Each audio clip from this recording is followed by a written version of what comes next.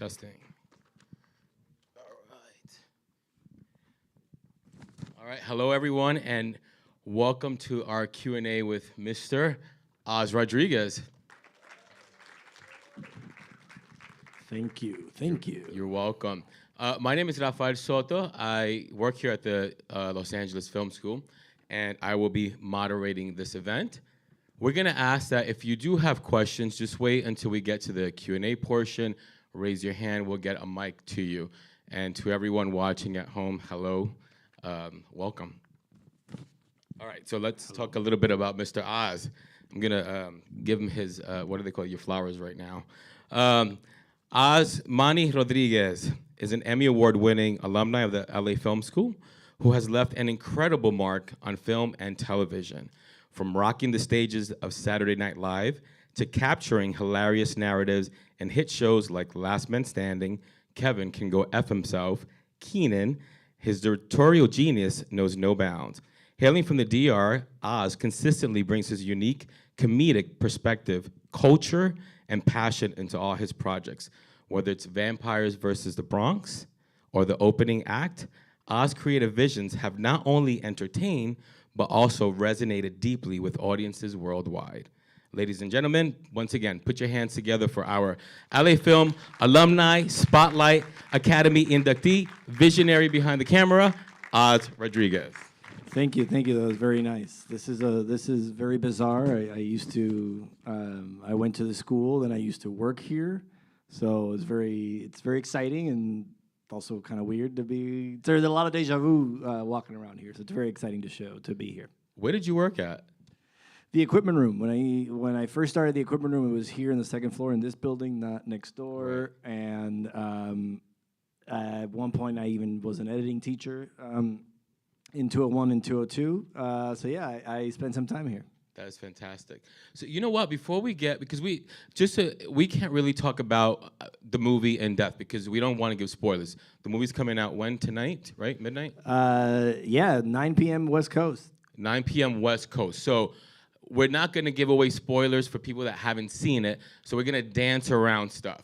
So I'm going to ask him some personal questions first. So, okay. Are you ready for this? I don't know. All right, let's see. Let's do this. So, all right, walk me through this. Once you finished LA Film School, what was your next step? My next step was I worked at this place that I feel very old saying this. They did DVD copies in mass. So they would, it was a place where you just did a bunch of DVDs. I worked there for 2 months. Then my best friend worked here in the equipment room. His name was Matt, and he got me the job. And then we started directing, making sketches on the weekends. When there was an available camera, available lights, we would borrow it and just go and shoot sketches with our friends. And I feel like that's a big part of why I'm here with you. That was like our second film school, doing sketches with the film school's equipment. Awesome. Yeah, well, that's how you do it. That's why you come to LA. I told Joe Byron about this already. So that's good. Good. I came clean. Now, was this during the era when YouTube was already getting like popular as far as, people were putting their stuff out there? Again, feel old. It was literally at the beginning of the dawn of YouTube. The dawn of YouTube. Yeah, so we started putting we put one of our first sketches online, and that got us a job at this place called Super Deluxe. It was a website that had comedy sketches, and we were there. That was the first time I got paid to direct. Wow. And it was really cool. We had a job for like a year and change, and then they ran out of money. And I came back to the film school asking if I could work here, and they gave me a job. We started teaching editing and stuff. And then soon after that, we did another short at, I sent Adam McKay an email, or a DM on Funny or Die. I didn't check it for 2 days. I thought he would never see that. And then we got a meeting at Funny or Die, and then we got hired at Funny or Die, and I finally left LA Film School. That is amazing. I hope you guys are listening and taking notes back home. I feel like, I've been here 11 years, and I see a lot of these students with big dreams when we do like the interviews and stuff.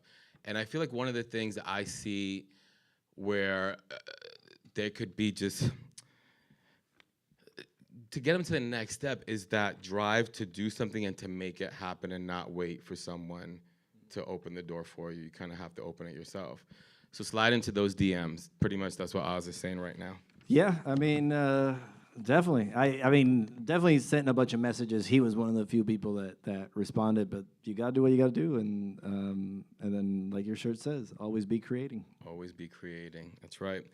All right. So I want to say I'm Puerto Rican. I'm from New York, from the Bronx, and thank you for this film. And Vampires versus the Bronx. One of the things that you've done in these two films is that you don't even talk about cliches. It's all voided. It's just being a Latino, a person of color, just living, getting up and doing the damn thing and then going to sleep. And we just happen to be a person of color. Is that really important for you when you're looking at scripts that you want to direct? Yeah, it's really it's something that I would like to keep doing, and I want to make fun and entertaining stories with Latino heroes. And like I think you nailed it. These are just people, kids in this movie that are, they are who they are. They don't wake up saying I am Latino. It's just they exist and they do the things and they have their culture, and then they get into dumb adventures like trying to fight someone. But yeah, the culture is always there, but I just want to handle it in a way that feels real and also make sure it's about an entertaining story. No, bravo to you. You do that. One of the things that I hate the most is when you're watching a show and it's Latinos talk. Well, us Latinos, us Latinos would never say we're Latinos. Mi familia. Right. It's so. So this makes me very, very, very happy. You do SNL. You've done SNL, and and then you do like TV projects, and then you do something like this. Now I know SNL has a nice budget, and this is more indie. For you, how do you adapt to those different scenarios? Yeah, I mean SNL, huge TV show, and there was a budget, but we didn't have time. So I think that really sort of honed my skills, I guess, and you really trust your gut. And it was really helpful on this movie because we had 24 days to shoot it. So every day felt like an SNL day. Like at SNL, I would get the script Wednesday night. We would prep Thursday, shoot Friday, edit Friday night. It's on TV on Saturday. So those are insane days. So it kind of brought that knowledge to this because this was 24 straight insane days. Wow. And 3 of those were the fights. So we really shot the movie in like 21 days. That's a lot. How long were those days? Like 14-hour days on set? No, I mean some days were long. Some days were like the scene where there's a scene between friends where they have an argument. Let's say to not spoil.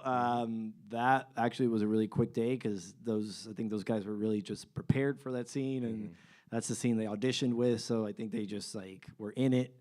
And they killed it, and we were done early. So yeah, some days are long and stressful, but some days were smooth, and some days you got a tornado warning, and we had to go home early. Where did you shoot at?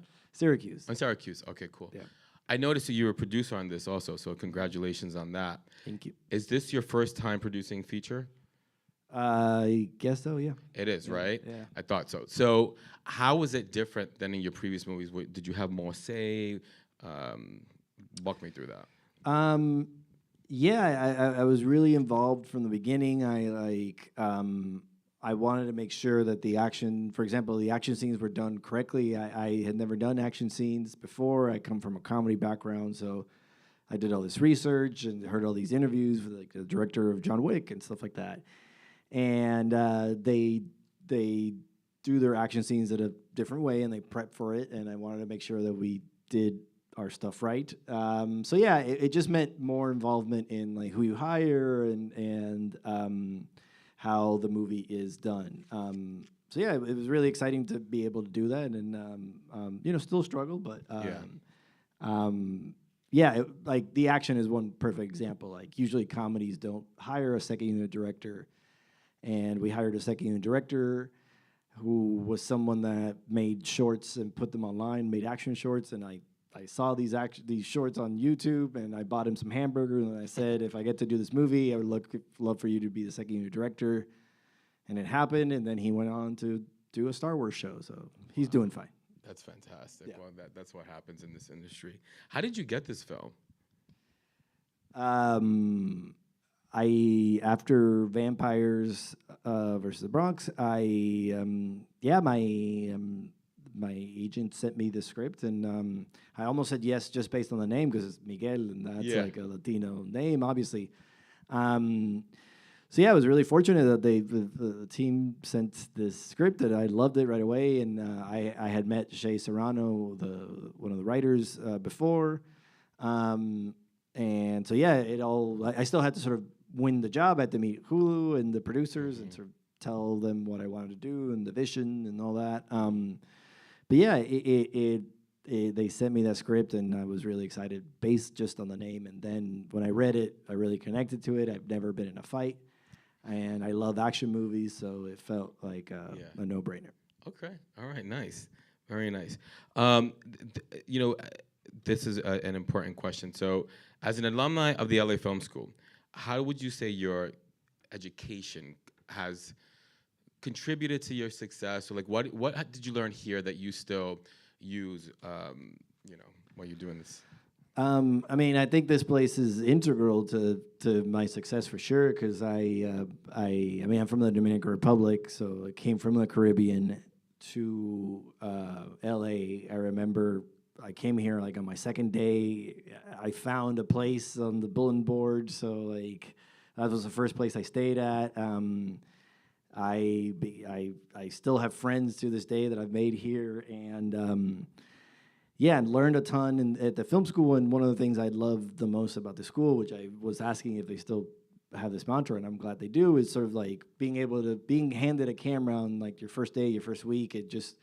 You learn through practice, or practical learning. I think that's really important. I think you just have to do it to get your hands dirty to really learn. And that's the advice I always give when someone sort of asks me. It's like you got to start doing it as much as in whatever way you can. Yeah, no, I agree. I think, doing your homework is one thing, but you can't be that kid just goes to class, goes home, and doesn't talk to anybody, doesn't network, doesn't, shoot on weekends and things of that nature. So I agree with you 100%. All right, I'm going to have, who has questions here? Don't be shy. All right. Hi, I was just wondering about your fight coordinator, and the fights are absolutely terrific. Thank you. They start off, and you think you're like in the comedy realm, and they'll be goofy, and then there's definitely an order of magnitude that they achieve that's really impressive. Thank you. Did you have one overall stunt coordinator or fight coordinator that you relied on? Yeah. So when I got the script, really wanted to make these action scenes as not just as funny as I could, but as exciting as I could. So did as much research as I could into how action is shot, which is very different than what I've used to, sort of as far as comedy and just regular coverage. So yeah, I met this person. His name is Chris Cohen. He became the second unit director, but he worked in the stunt world. So his last job was Shang-Chi, and he was just working in the stunt department, but he wanted to move on to being a director. So over burgers, I said, let's do this. And so we went to the park, to Sherman Oaks Park, and with some stunt dudes, basically shot these scenes in the park where it was free, and we sort of started figuring it out. And we did that over a couple days. And that was our previs. And when we took that to Syracuse, we had sort of a plan to follow, and we literally printed out every frame of that previs, and every shot was numbered, and some we had to do out of order. For example, the first Bruce Lee scene, we had to shoot all the shots with the crowd, and we had to get those done early because if they're there too long, it's too much money. You got to feed everyone, all that shit. So yeah, we because we had done that work at the park, we had a previs, we had a plan to follow, and also it was super helpful for me because to be honest, it was scary. I'd never done it, so we just did it shot by shot, and yeah, that was an amazing experience. I'd never done it. I can't wait to do it again, and it was really cool. Very different than what I'd done in comedy. Thank you for that. Question. So, what kind of director are you? Do you allow like improv, or you like, especially because you had a short filming schedule? Did you have time to let them improv, or just read what's on the page? I think it depends. I think there's moments where you read what's on the page. It definitely has moments where you play around a little bit more. I think the script was really funny. For example, all the scenes that take place in the cave, in the basement, we shot that over a day and a half, truly over a day. So it's like 9 pages. So it's like very hard to do improv. So you gotta sort of like just stay on course. But also, what I've learned in working in comedy is not everyone's amazing at improv. So if someone's amazing at improv, then great. But if they're not, you don't want to just the timing do it just because. Yeah, that makes sense. All right, I know there's another question back there. So your cast was fairly young. Had they had much experience before getting onto your shoot? Various degrees, not a ton. Yeah, I think the Miguel had done a movie or two, but yeah, not a ton. I'd worked with Imani. She was in Vampires versus the Bronx. She plays Cass in this. Yeah, no, we got really lucky with them, and it was tricky casting them because we did it over, still pandemic world, so we did it over Zoom, which is very tricky to cast actors over Zoom. And then we did a chemistry read, which is even trickier to do over Zoom, because the whole movie's about this core group of friends, and you're over Zoom, you're like, I think this works, but his internet is lagging, so his jokes are always late. But there's like a vibe that is there. Yeah, and that's something that we all wanted to work on, and we all knew was very important. So I think it helped to be in Syracuse, sort of in the middle of nowhere, because like there was sort of a natural hanging out.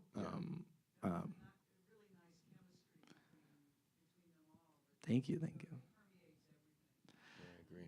Yeah, thank you. Yeah, that was kudos to them. I think they did an amazing job, and they also like some of them had to train for some of these action scenes, and so like Miguel, Tyler started working like a month and a half before the movie. So yeah, they were wonderful. So when did they beat each other for the first time, like in person? Wait, say that The again? cast. When did they first meet in person? Oh, sorry, I thought you said beat each other. No, beat each other. No. Well, in person, like a Yeah. week before or something. Okay. Yeah, they were like texting. We had Zoomed, but yeah, they flew out to Syracuse maybe a week, at most 2 weeks before. Okay. A week and a half actually, not 2 weeks for sure. Okay. Interesting. Any more questions? Yep, back there. Hi. Hello. First, I just want to say congratulations. That was amazing. Thank you. I actually work here at the school, and I have 2 questions, if I can Sure. ask 2. So the first one was kind of about the process. You mentioned that, I think I understood you when you said that the project was with Hulu before you were attached. Is that right? Yeah. then- Yes. It was with Hulu and the production company American High.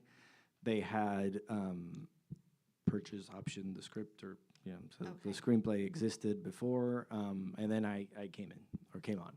Okay, cool. And then my second question, this is being live streamed, right? So we have students and grads watching. We do. Just on behalf of the school, I wanted to say, it's inspiring to watch this, and I know that the kids watching online are getting a lot out of it. So I wanted to ask you, you mentioned networking and sliding in DMs. Is there any other advice you can give our grads who are trying to sit in your seat? Sure. No pressure. Where to start? I think it's important to always try to do something to not stay stagnant. I think it's a tough business, but I think I mean I can only speak from my experience and what I did, and we just after I graduated the film school, I was like, Hollywood, I'm here, and no one cared. So I think it was like my career took an interesting path, different than what I thought. But it was important for myself and my friends to just do stuff on the weekends and work and sort of try to get better and try to hone the craft, if you will. And like, I remember when I came here, I had a background in editing, so I was really comfortable in post production. But it took me a while to sort of be comfortable with actors, and I'm glad I got to, or I did more stuff after film school just to like keep working on that. And yeah, I think it's there's definitely networking here and involved that it's. But I really think you have to be prepared for that moment that happens when you network. So you got to put in the work so that when you're in the right place, at the right time, you have the skills to prove it, I guess. I know you've mentioned a couple of times that comedy's your thing. This action thing, you're a little nervous and stuff. Are there any other genres that you want to tackle? I would love to do all the genres. I love all kinds of movies. It's just like my career has taken me down a comedy path, so I feel comfortable doing it. I just had never done action scenes, so it was exciting to get into that. And with my previous movie, there was sort of a horror comedy element to that was also exciting. I mean, I'm fine with taking a break with comedy one day and just do whatever comes my way. Script or something. Sure. I've just comedy's been very good to me. Yeah. No, and I love it, but yeah, I love movies. I would love to do whatever makes sense and feels right. Okay, thank you. Cece, are we taking questions from the online world? You don't have any? All right, cool. Okay, cool. Are there any other questions up there?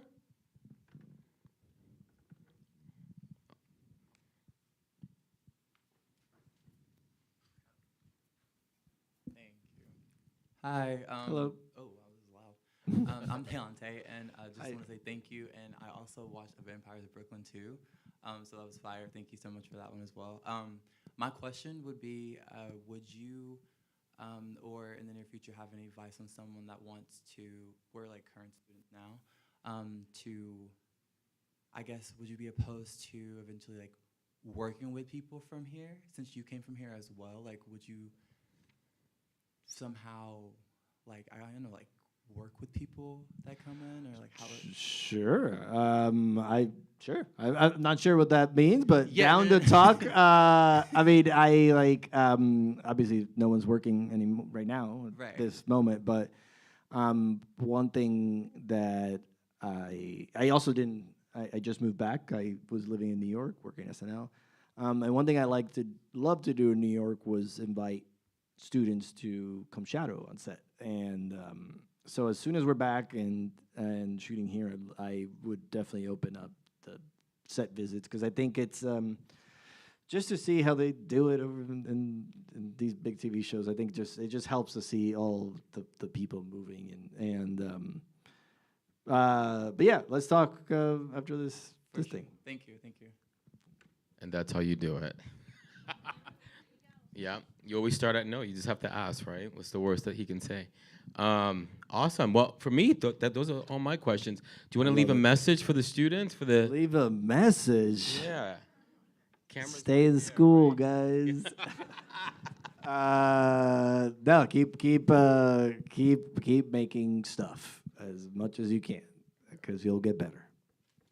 Well, we appreciate you, Oz. I know Thank I you. do. Thank you. I really do. Thank you very much. Thank you. Yeah. So if you enjoyed this, if you're watching at home, 3 things you can do. Subscribe to the Laughs YouTube channel. Check your online calendar for events like this. We got to pack this house. COVID is done. We're open. We got to be here. Meet people like Oz that are, they're here in person, giving their time to talk to you guys. So I think we need to get back in the theater. And, check your weekly newsletter.